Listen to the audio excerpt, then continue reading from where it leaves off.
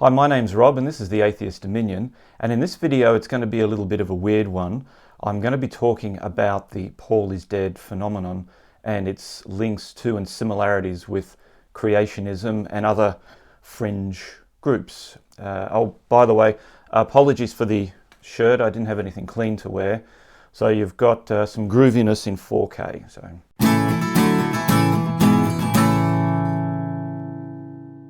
So the whole Paul McCartney is dead thing started in, I think it was January 1967. There was a rumour that Paul had been killed in a car accident, and apparently on the 9th of November 1966. And the theory kind of just died away, the rumour I should say died away pretty quick. But in 1969, the editor of a newspaper at Drake University in Iowa published an article called Beatle Paul McCartney Dead ? Apparently the guy who wrote it was Tim Harper, and he wrote the article just for entertainment purposes. It was just for a laugh. But then other people started to find clues on Beatles album covers and in their songs and in various artwork and things, and it became a little bit of a phenomenon at the time. Then a guy called Fred LeBauer, I think that's his name, in October '69 wrote a satirical piece called McCartney Dead, New Evidence Brought to Light. So this just went on and on and on, and John Lennon thought the whole thing was balmy, and it subsided again a bit when Life magazine had an interview with Paul, who was very much alive and of course still is today. So this whole thing just got out of proportion. These were clearly joke articles, but people thought that it was real or wanted to buy into the illusion that it was real, and they set themselves the task of finding the evidence. Whether the evidence was really there or not, it was their interpretation of it. They saw what they wanted to see. Sounds a little bit familiar. And it's a strange theory, because it was, why would the band, the Beatles and everyone around them, go to such lengths to cover up Paul's death and then put clue after clue, supposedly, for years and years into their work and into subsequent works and into interviews, and it just doesn't make sense, of course. So the Paul is dead rumours are far from dead. In fact, there are more people now, it seems, that believe that Paul actually died in '66 than there were back in the '60s.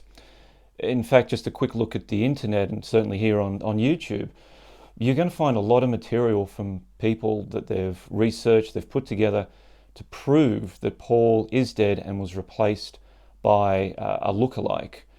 Sometimes his name is given as William Shepherd or Billy Shears or William Campbell. They've never really come up with a name they all agree on. But the Paul is dead phenomenon continues. There are more people now believing it. So I talk about Paul is dead because it shows that people are willing to believe just about anything, and not just believe it, but then spend time and effort and money to go and research this wacky theory. So what does that tell us about today in creationism? Well, what's the link with creationism? Well, creationism is people finding what they want to find in the Bible. Even though we will not find the word dinosaur in Scripture, we can find several passages describing creatures that clearly fit our understanding of dinosaurs. In the book of Job, we read of behemoth. The Bible mentions a massive creature so large that by all accounts the only plausible explanation is that we are reading about a dinosaur. They see clues everywhere, they reinterpret evidence, they ignore other evidence to come to a conclusion that the world and all humanity was supernaturally created. So for me, I don't see any difference in the thought patterns between those who believe that Paul is dead and those who believe in a 6,000-year universe, Earth. The thought processes are the same. They take an alternate idea, a fringe idea. They spin it the way they want. They find the evidence they want. And it's the same for not just creationists, but flat earthers and Holocaust deniers. And you know, there's even a few people who think that Australia doesn't exist. it's about lies that the government may have given us or whatever. And my question to you all is, does Australia really exist? Yeah, I've never met someone from Australia and I've only seen movies about it, so does Australia exist? Because they never taught us in school, so I don't think it exists because, yeah. There's a common thread amongst all of these fringe groups with their alternate ideas, and that is they all have this idea that there are people and governments and organisations out to stop them. Someone's suppressing the truth. It's a conspiracy. Look at what Georgina Purdom said. She's from Answers in Genesis.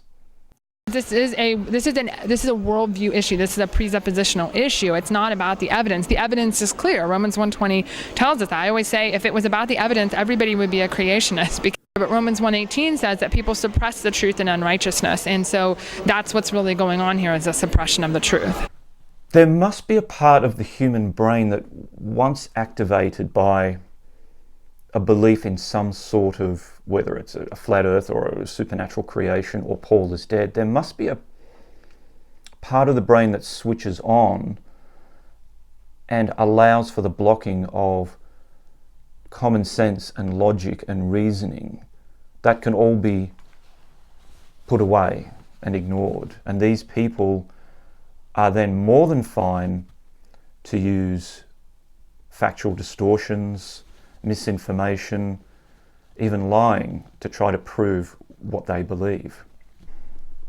There must be a human need to believe in something, whether it's God on high or a flat earth or a famous musician is long dead. There must be something within these people, within some people, that is appealing. Does it make them feel special in a way, that they're standing out from the crowd? So I certainly find it fascinating why people believe in these alternate fringe ideas. They're welcome to it.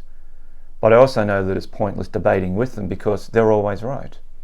No matter what evidence you have, they'll twist it and change it and reinterpret it or ignore it to prove their beliefs. They're not interested in evidence or where the evidence leads. They're only interested in the evidence that proves their ideas, no matter how much they have to distort that evidence to achieve their aims. So regardless of whether you believe in biblical creation or that Paul McCartney is dead, I think you're operating on the same thought processes. Ignore the truth, distort the evidence, don't use common sense, and lie if you have to. That pretty much sums up creationism. So thanks for watching, and again, apologies for the shirt, and don't forget to subscribe to my channel. See you next time.